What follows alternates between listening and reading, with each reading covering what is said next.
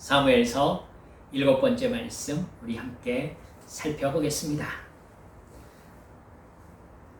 사무엘이 미스바와 이스라엘 여러 지역을 순회하면서 선지자와 제사장과 사사로서 이스라엘을 통치했습니다. 사무엘은 전심으로 하나님의 말씀을 따르는 사람이었기 때문에 이스라엘은 사무엘이 사는 날 동안 블레셋의 위협으로부터 자유롭게 되어서 평안했습니다. 여러분, 그런 사무엘이 이제 나이가 들었어요. 사무엘이 아마 다스렸던 시기는 왕이 없이 이스라엘이 어떻게 하나님을 섬기면서 평안의 시대를 살 수 있는지를 이스라엘 백성들에게 인식시켜주는 그런 시간이었을 것입니다. 근데 사무엘이 나이가 들어서 이게 거동이 자유롭지가 않은 거예요, 이전만큼. 그러자 사무엘은 자기 아들 둘을 이스라엘의 사사로 삼습니다. 그런데 8장 3절 말씀을 보면 사무엘의 아들들은 아버지 사무엘과 달랐다 이렇게 기록되어 있습니다. 그의 아들들이 자기 아버지의 행위를 따르지 아니하고 이익을 따라 뇌물을 받고 판결을 굽게 하니라. 이런 부분을 보면 저는 두 가지 생각이 듭니다. 첫 번째는요, 역시 하나님께서 선택하시고 은혜를 주심으로 하나님의 직접적인 부름과 사명을 받았을 때 그때에만 남다른 신앙 인격을 가질 수 있구나라는 걸 깨달을 수 있습니다. 여러분, 사무엘이라는 사람의 아들이라면 대단한 아버지를 둔 거죠. 아버지가 어떻게 세상을 살아가는지 어렸을 때부터 보고 배웠을 것입니다. 그러나 역시 사무엘이 그렇게 대단한 하나님의 사람으로 살아갈 수 있었던 것은 사무엘의 인격이나 어떤 수련의 결과가 아니라 하나님의 은혜를 받아서 믿음으로 응답한 사람이기 때문임을 알 수 있습니다. 사람은 진실한 하나님과의 사랑의 관계, 하나님을 직접적으로 느끼고 거듭나는 그러한 하나님과의 깊은 관계가 아니면요, 영적인 사명을 감당할 수 없습니다. 두 번째는요, 사무엘도 연약한 사람이라는 것을 깨닫게 됩니다. 사무엘은 여러분 성경에 그렇게 표현하고 있지는 않지만 충분히 짐작할 수 있는 부분이 있어요. 가정관계에서 사무엘은 부득이 인간적으로 상당한 상처, 트라우마가 있는 사람이라고 봐야 됩니다. 젖되고 나서, 그러니까 3, 4살 되고 나서 그때부터 부모를 1년에 한 번씩밖에 보지 못했어요. 그렇게 사무엘은 성인이 되었습니다. 하나님께 바쳐진 거지요, 물론. 그래서 선지자와 사사와 제사장으로 부름받았습니다. 하지만 우리가 그냥 넘어가서 안 되는 것은요, 정상적인 가정관계에서 성장하지 못했다라는 것. 하나님께서 사무엘의 아버지가 되어주셨지만 사무엘은 정상적인 가정으로부터 키움받지 못한, 마치 하나님의 깊은 개입이 없었으면 사무엘은 고아처럼 자기를 여겼을 가능성이 충분한 환경 속에서 자랐어요. 여러분, 그러면 우리는 조금 이해하면서 생각할 수 있는 부분이 뭐냐면, 사무엘이 자녀를 엄하게 하나님의 법으로 교육시킬 수 있었을까?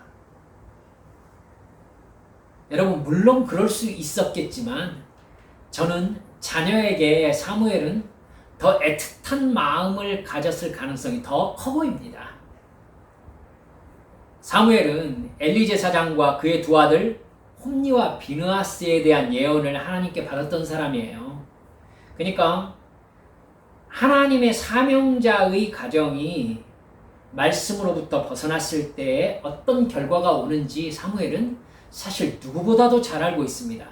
하나님의 경고를 받았을 뿐 아니라 그걸 엘리 제사장한테 얘기를 했어야 했고, 그게 어떤 식으로 성취되는지도 사무엘이 똑똑히 보았던 사람이거든요.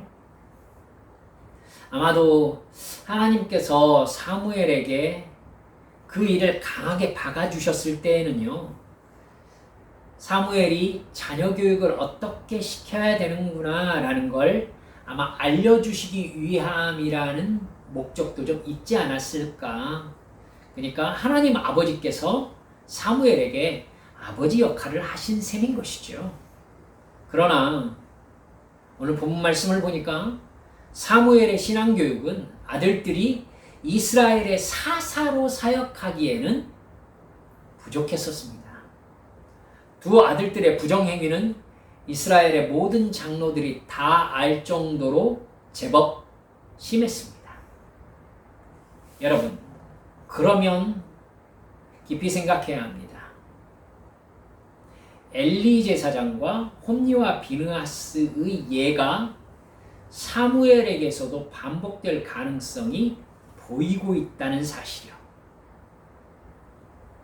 여러분, 두 아들이 이스라엘의 사사로 사역하기에는 부족한 신앙 인격과 율법 교육을 받은 사람이다라는 걸 사무엘이 몰랐을까요? 두 아들들이 사사로 부족하다는 것, 제가 생각할 때는 사무엘도 알고 있었을 거라고 생각합니다. 그런데도 사무엘은 자기 권력으로 두 아들들을 사사로 세우고 있습니다. 하나님께서 허락하셨을까요? 사사는 하나님이 세우시는 거거든요. 아마도 사무엘의 두 아들들이 사무엘만큼 하나님의 율법과 계명에 철저하게 나라를 다스렸다면은 이스라엘 장로들이 절대 왕을 세워야 한다고 청하지 않았을 거라는 생각을 합니다. 그렇죠? 두 사사가 사무엘만큼 철저하게 하나님의 말씀에 붙잡혀 있었고 그로 인해서 하나님의 정의가 사회에 실현되고 있었다고 보십시다. 그러면 하나님께서 물론 이스라엘을 지켜주셨을 것이고 블레셋으로부터도 지켜주셨을 것입니다. 따라서 장로들이 사무엘에게 나아가서 우리도 왕을 세웁시다 라는 소리 하지 않았을 가능성이 더 높을 것입니다.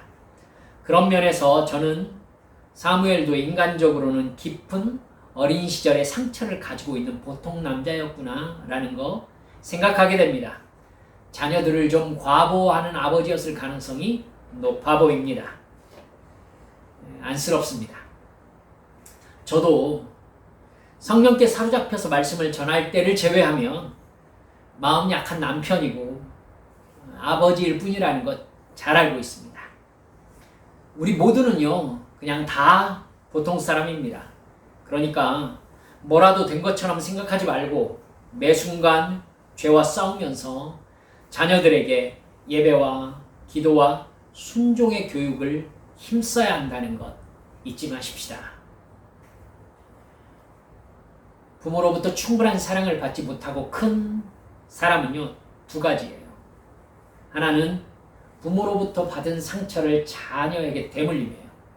그래서 그 자녀도 나는 부모로부터 사랑받지 못했다라는 생각을 가지게 만들거든요. 이게 비판 없이 윗사람들로부터 물려받은 자신으로 살아버린 사람들입니다.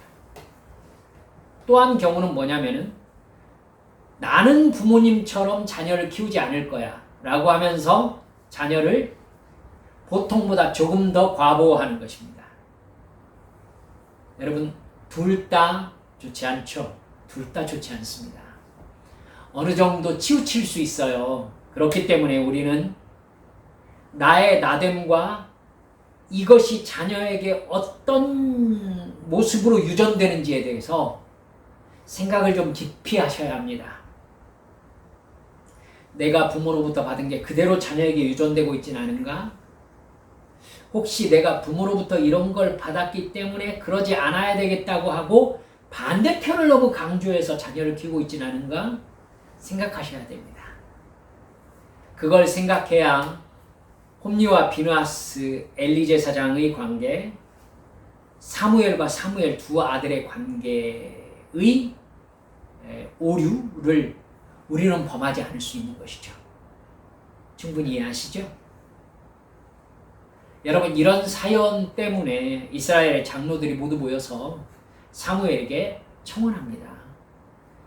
8장 5절 보면은 그들이 이렇게 요청하거든요. 보소서 당신은 늙고 당신의 아들들은 당신의 행위를 따르지 아니하니 모든 나라와 같이 우리에게 왕을 세워 우리를 다스리게 하소서.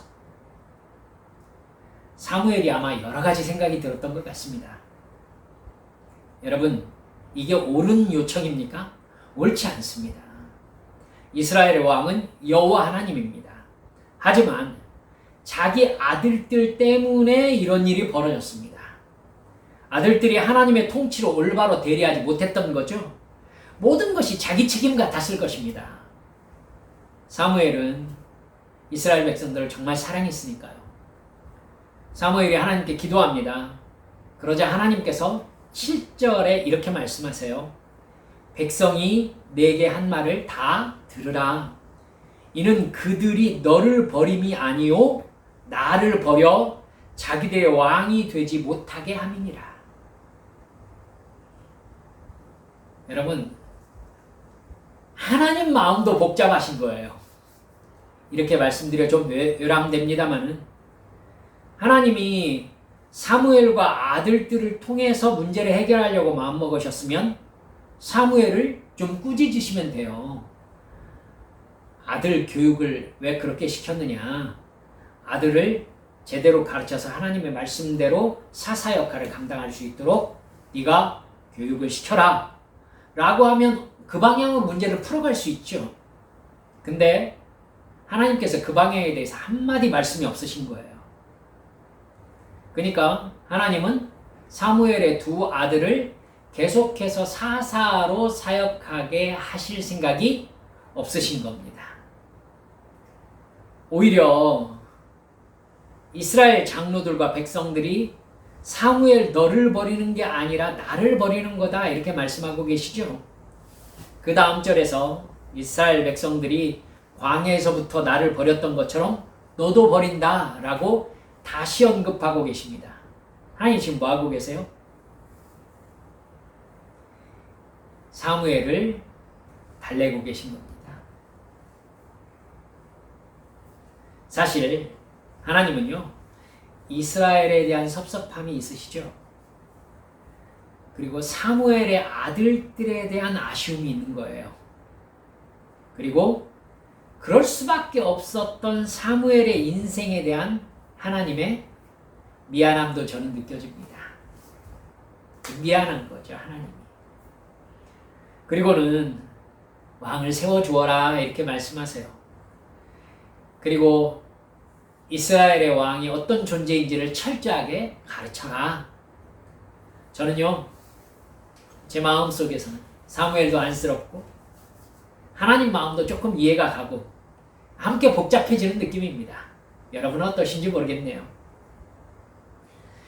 이스라엘 백성들은요, 특히 장로들은 사무엘의 두 아들들을 보면서 불안했어요. 이스라엘의 가장 위협적인 나라는 옆에 있는 블레셋이거든요. 사무엘이 살아있는 동안 하나님께서 블레셋을 막고 계시지만 사무엘이 늙었습니다. 사무엘이 죽고 나면 무슨 일이 벌어질지 알지 못하는 상황인 거예요. 그리고 자기들은 엘리와 홈리와 비나스 그때에 하나님의 심판을 받아가지고 언약궤를 빼앗겼던 기억이 20년 전이에요. 이런 상황인데 사무엘의 두 아들들은 백성들의 재판에서 뇌물을 받고 이익을 따라서 판결하고 있습니다. 여러분, 사사라는 말이 무슨 말이냐면요, judges예요. 영어로는 judges. 재판관, 사사기가 재판관들 이런 뜻이에요. 재판은 옳고 그름을 결정하는 일입니다. 특별히 이스라엘에게 옳고 그름은 하나님이 정하신 계명에 의해서 결정되었습니다. 인간의 이익을 따라 옳고 그름이 결정된 게 아니라 하나님이 다스리고 계시기 때문에 하나님이 옳고 그름을 결정해 오셨던 거예요. 이스라엘에는. 오직 하나님을 섬기는 공동체와 사람만 옳고 그름을 자기와 관계없이 하나님의 뜻에 의해 정해져 있다고 생각하게 돼 있어요. 여러분, 이건 굉장히 중요한 부분입니다. 제가 그동안에 여러 교회에서 사역을 해왔습니다마는 사랑하는 여러분들, 교회가 하나님에 의해서 옳고 그름이 다 결정된다고 생각하십니까? 여러분, 그렇지 않습니다. 교회도 성령께 사로잡혀 있지 않으면요, 인간의 이익에 따라서 옳고 그름을 결정해요. 그래서 한국 교회가 이렇게 사회로부터 정말 예쁨 받지 못하는, 오히려 지탄받는 공동체 중에 하나가 된 것입니다. 제가 젊었을 때 교회 안에서 이게 정말 옳은가 라는 생각이 들었을 때에는 정말 교회 다니기 싫었어요. 교회 다니기 싫었습니다. 하나님이 이런 교회의 주인이십니까? 하나님께서 이들의 구세주이십니까? 막 얼마나 마음에 갈등이 들고 얼마나 싫었던지, 저는 정말 교회 안 다니고 싶습니다 하나님 하면서 제가 금식했던 기억이 나요. 사랑하는 여러분들, 이 세상의 대부분의 하나님을 믿지 않는 공동체, 우상을 숭배하는 집단에서 옳고 그름은 인간의 이익, 권력자가 결정합니다. 돈이 많은 사람이 결정해요.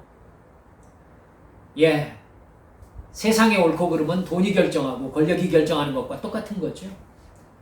부자와 권력자가 옳고 그름을 결정합니다. 돈이 선이고 권력이 선입니다. 이익이 선이죠. 그들이 숭배하는 선은 돈과 권력일 뿐입니다. 그러니까 돈이 신이고 권력이 신인 거예요. 그런 종교체제는 인간의 본성적인 죄하고 잘 어울려요.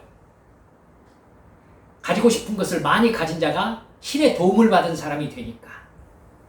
그래서 하나님을 숭배하던 이스라엘이 바알과 아스타롯을 숭배하는 이유가 바로 그것입니다. 하나님은 옳고 그름을 이익으로 보지 않으시거든요. 하나님이 정해놓은 옳고 그름이 있어요. 하나님이 정해놓으신 옳고 그름을 오히려 돈을 많이 가진 사람, 권력을 가진 사람이 그 옳고 그름에 순종하지 않을 때, 돈과 권력으로 자기의 옳고 그름을 다른 사람한테 주관하는 폭력을 저지를 때, 여러분, 그때 하나님은 어떻게 하셨냐면요, 오히려 그 돈 많은 자, 그 권력자를 끝내버리셨어요. 하나님은 그런 신이 아니거든요. 바알과 아스타롯 같은 가진 자가 옳고 그름을 결정하는 그런 신이 아니에요. 하나님은 세계 최고의 제국이었던 바벨론도 하나님의 옳고 그름의 저울에 벨사살이 모자라자 하나님이 너는 하나님의 저울에 달려 모자람이 보였다. 너의 시대를 끝낼 것이다.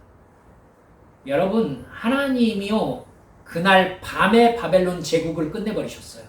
그 다음 날부터 페르시아 제국이 시작됩니다. 여러분, 하나님이 불어버리시면 인간의 생명, 돈, 영향력, 권력 모두 다 날아가 버립니다. 아무것도 아니에요. 하나님은 하나님의 옳고 그름을 이루십니다. 그게 법이에요. 법이에요. 하나님이 이 세상 마지막 심판하러 오실 것을 믿습니까? 믿습니다. 왜 오십니까? 하나님의 오르심을 이 세상에 완전히 성취하려고 오시는 거예요. 따라서 하나님께서 죄라고 말씀하신 거의 결과를 그때 온 세상이 처참하게 경험할 거예요. 기억하고 계셔야 합니다. 하나님은 당신의 옳고 그름을 결코 포기하지 않으십니다. 그 옳고 그름을 실현하는 때가 어느 때냐면 주님께서 재림하셔서 이 땅을 심판하실 때예요. 죄에 대하여, 의에 대하여, 심판에 대하여. 그때 이 세상에 돈이 이끄는 대로 산 사람이 아니라 하나님의 옳고 그름에 붙잡혔던 사람들이 주님의 나라의 통치권을 얻게 되는 것입니다. 할렐루야! 이게 바로 예수 믿는 사람이고, 이 사람들이 바로 성령 충만한 사람들이에요. 이 사람들의 사는 삶의 기준은 돈과 권력이 아니라 무엇입니까? 하나님의 옳고 그름입니다. 성령께서 말씀하시는 옳고 그름입니다. 그걸 따라서 순종하는 것이죠. 그러니까 내 인간의 본성과 부딪힌다는 것입니다. 이때 성령께서 말씀하시는 대로 내가 순종하리라 하면서 나아가는 자 하나님께서 기억하시는 것입니다. 그래, 너는 내 자녀다. 사랑하는 여러분들, 하나님께서 언약궤의 이동 과정을 통해서 보여주셨듯이 하나님은 누구의 이익관계에 매이는 신이 아닙니다. 하나님의 뜻을 이루시는 홀로 자유로우신 창조주 하나님이신 거예요. 그 하나님을 어떤 조건을 걸어서 묶어둘 수 있는 것 아무도 것도 없습니다. 그 하나님을 믿고 있는 사람은 우상 숭배자들이에요. 아시겠죠? 깨달으셔야 됩니다. 하나님은 어떤 상황에서도 죄를 죄가 아닌 것으로 쌤쌤 쳐주지 않으시는 하나님이십니다. 죄는 반드시 죄예요. 그리고 죄는 반드시 심판을 불러옵니다. 따라서 죄 지은 사람이 받을 수 있는 것은 용서 아니면 심판이에요. 우리는 무엇을 받아야 되겠습니까? 용서함을 받아야 되는 겁니다. 그리고 용서받은 죄와 끝까지 싸워야 되는 것이죠. 용서해달라고 했으면 그 죄를 짓지 않으려고 해야죠. 그렇죠? 용서해달라고 해놓고 그 죄를 또 짓는 것은 죄는 지을 테니까 죄값은 대충 얼버무려 주십시오. 그 얘기잖아요. 그렇죠? 우리 한빛 성도들은 이 부분에 칼같이 나누십시다.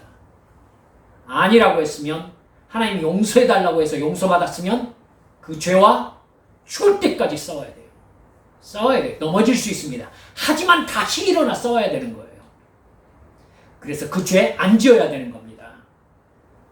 옳고 그름은 내 이익에 달려있는 게 아니라 오직 하나님의 뜻에 달려있으니까. 할렐루야! 이 믿음을 가지고 있는 사람이 예수 믿는 사람들이에요. 하나님께서 이스라엘이 이 옳고 그름을 타협했을 때 블레셋이라는 나라가 이스라엘을 짓밟도록 허락하셨습니다. 그래서 엄청난 고통 속에서 회개하고 돌아온 사람들이 지금 이스라엘 백성들과 지금 장로들인 거예요. 하나님이 세우신 사무엘이 하나님의 말씀이라는 옳음의 기준으로 다스리는 나라의 체제를 간신히 잡아놓은 거예요. 지금 이스라엘은 나름대로 하나님과 올바른 관계를 맺으면서 사무엘의 통치를 받고 있습니다. 근데 그 뒤 사사로 세워진 사무엘의 아들들이 옳고 그름을 뇌물을 받고 잘못 재판하고 있는 거예요. 여러분, 이게 얼마나 큰일인지 이제 실감이 좀 나시죠? 이대로라면 백성들이 하나님의 말씀을 신뢰하지 못하게 될 것이에요. 이방 나라들과 이스라엘의 차이가 사라지게 될 겁니다. 이런 상황에서 늙은 사무엘이 죽기라도 하면 어떻게 되겠습니까? 블레셋이 또다시 이스라엘을 침범해 들어오는 것, 너무나도 당연한 일이 되어버리는 것입니다. 그래서 그들은요, 후대를 생각하면 차라리 사무엘이 죽기 전에 다른 나라들처럼 왕이 다스리는 국가 체계를 제대로 세워서 국방과 행정과 재정의 시스템이 돌아가게 만드는 게 제일 좋겠다라고 결론을 내린 겁니다. 이해할 만한 상황이죠. 근데 우리들은요, 이 사람들의 마음에서 정말 중요한 것이 빠져 있다는 것을 잊지 않으셨으면 좋겠습니다. 이스라엘이 왕정제도를 갖추겠다는 생각을 한 동기 안에서 빠져 있는 게 뭐냐면요, 자기들 각자와 하나님과의 관계를 통해서 이스라엘이 다스려져 왔다는 사실을 잊었어요. 무슨 말인지 설명을 드릴게요. 이스라엘은 하나님의 실제적인 지배를 받으면서 지금까지 왔거든요. 사무엘이 다스리고 있지만 사무엘은 왕이 아니에요. 선지자로 세움받았고 제사장이었고 사사였습니다. 즉, 사무엘을 생각하면 누가 자동적으로 떠올라요? 하나님이 떠오르는 거예요. 사무엘은 엘리 제사장의 뒤에 세움받은 사람이었습니다. 하나님께서 엘리 제사장을 패하셨잖아요. 그리고 어디 이름 없는 사무엘을 하나님의 그 다음 때 사사로 택하셔서 키우시고 이스라엘을 통치하고 계시는 거예요. 홈리와 비느하스를 패하신 것도 하나님이십니다. 그리고 사무엘이 세움받았잖아요. 그렇다면 분명히 하나님께서 하나님의 뜻을 거역하면서 죄를 짓는 지도자는 하나님이 패하신 거예요. 그리고 하나님의 뜻에 맞는 사람으로 교체하시면서 이스라엘을 하나님이 통치해 오신 겁니다. 직접 통치해 오신 것이죠. 그리고 이스라엘을 블레셋이 쳐 이기고 점령 통치를 하게 되는 상황은요, 국가 시스템이 미비했기 때문에 생긴 일이 아니었어요. 이스라엘이 바알과 아스타롯을 숭배하면서 우상 숭배의 신관을 받아들였기 때문에 하나님이 징계하신 거였어요. 블레셋이 강해서가 아니라 하나님께서 블레셋을 통해서 이스라엘을 징계하신 거였거든요. 그러니까 이스라엘을 고통스럽게 한 것은 블레셋이 아니라 하나님의 징계였단 말입니다. 누가 하나님의 나라를 마음대로 점령할 수 있습니까? 하나님의 허락 없이. 누가 하나님의 사람을 고통스럽게 할 수 있습니까? 하나님의 허락도 없이. 누가 하나님의 자녀를 하나님의 품에서 뺏어내가지고 마음대로 고통스럽게 할 수 있는 존재가 있습니까? 없습니다, 여러분. 없어요. 사도 바울은 로마서 8장 38절 39절에서 이렇게 말씀하고 있어요. 나는 확신합니다. 죽음도 삶도 천사들도 권세자들도 현재일도 장래일도 능력도 높음도 깊음도 그 밖에 어떤 피조물도 우리를 우리 주 예수 그리스도 안에 있는 하나님의 사랑에서 끊을 수 없습니다. 아멘. 그렇습니다. 하나님이 택하신 하나님의 백성은 하나님의 다스림 안에 있습니다. 그 어떤 세력도 하나님의 자녀, 하나님의 택하신 이스라엘을 마음대로 유린할 수 없습니다. 하나님의 자녀 일생의 모든 일은 하나님과의 관계성 속에서 발생합니다. 그걸 잊지 않아야 우리는 상황에 대한 해석과 해결 방안을 정확하게 믿음으로 설정할 수 있어요. 이미 하나님은 이스라엘을 하나님의 뜻대로 다스리고 계셨습니다. 그들의 고통은 블레셋 때문이 아니라 죄 때문이었어요. 그들이 지금까지 사무엘과 함께 문제를 해결한 방법은 국방부를 만들고 세겜책을 만들어서 왕을 세우고 군대를 육성하는 이런 걸로 지금 해결해온 것이 아니라 미스바에 모두 함께 모여서 국가적인 금식을 함으로써 국가의 문제를 해결했었어요. 여러분, 미스바에 모여서 그들이 회개하며 우상을 버리고 하나님 우리를 살려주십시오 하면서 금식하며 부르짖을 때 여러분 하늘 군대가 움직였음을 믿으시기 바랍니다. 여러분, 인간의 총과 칼, 인간의 창이 하늘 군대를 이길 수 있습니까? 하나님께 부르짖을 때 여러분 그들은 군사력으로 싸운 게 아니라 하나님의 천사가 동원되었다는 것을 깨달아야 합니다. 여러분, 이게 거룩한 하나님의 나라입니다. 거룩한 하나님의 백성이 이 세상을 살아가는 방법이 이런 방법인 거예요. 즉 이스라엘은 사무엘이 죽은 미래세에 대한 염려와 걱정을 이스라엘을 다스리는 하나님과의 관계에서 해결하려고 했었어야 돼요. 그렇죠? 그러니까 너희들이 하나님을 전심으로 섬기기만 하면, 너희들이 하나님 앞에 늘 깨어 기도하며 하나님의 오름의 기준을 따라 계명을 지키면 하나님이 너희의 안전과 너희의 존재 의미를 분명하게 책임지실 것이다. 이렇게 간 사람이 누구입니까? 모세입니다, 여러분. 이렇게 하고 간 사람이 누구입니까? 여호수아입니다. 그러니까 모세와 여호수아는 시간이 지나면 왕을 세워라 이렇게 말씀하지 않았어요. 물론 모세는 너희들이 훗날에 왕을 세우게 될 것이다 라고 예언은 했어요. 근데 그건 그래야 된다는 얘기가 아니잖아요. 모세는 이 날을 내다봤던 것이죠. 근데 여러분 살펴보니까 어때요? 하나님 대신 왕을 세워야 합니다 라고 생각할 때 그들의 영적인 단계는 하나님과 직접 순종하며 하나님께 부르짖는 가까운 관계가 아니라 하나님과 뚝 떨어진 관계가 되어버렸다는 사실을 여러분 알 수 있지 않겠습니까? 자기들이 하나님께 기도하고 하늘 군대가 싸우는 것이 하나님의 통치 방법인데 하나님께서 직접 이스라엘을 구원내시는 방법인데 그들은 그런 전능하신 하나님을 제거하고 인간 시스템으로 하나님을 대신하려고 하고 있는 것입니다. 하나님과의 관계를 불안정한 것으로 지금 생각하고 있어요. 그래서 기계적인 시스템을 더 안정적인 것으로 판단하고 있는 것입니다.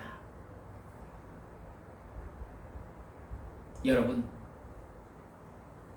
깊이 생각하셔야 됩니다.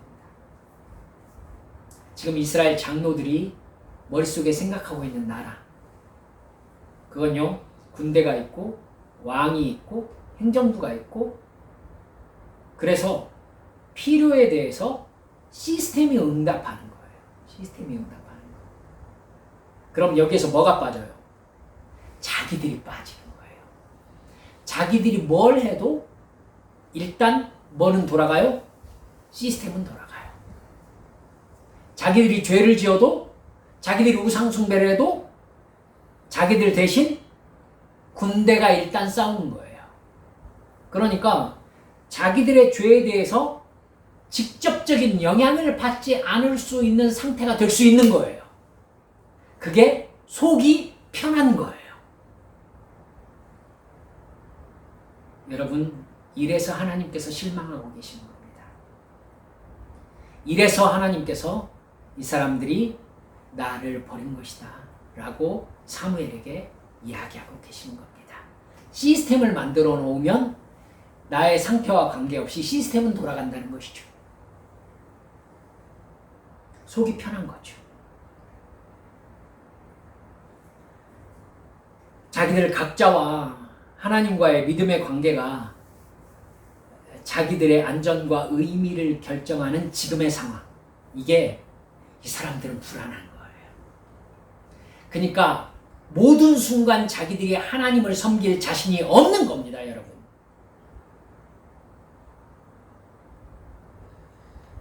그렇기 때문에 그들의 결정은 아주 불신앙적인 것이었습니다.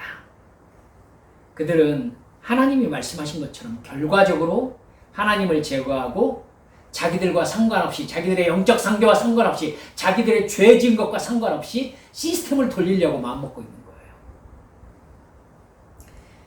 우리들 생각하십시다.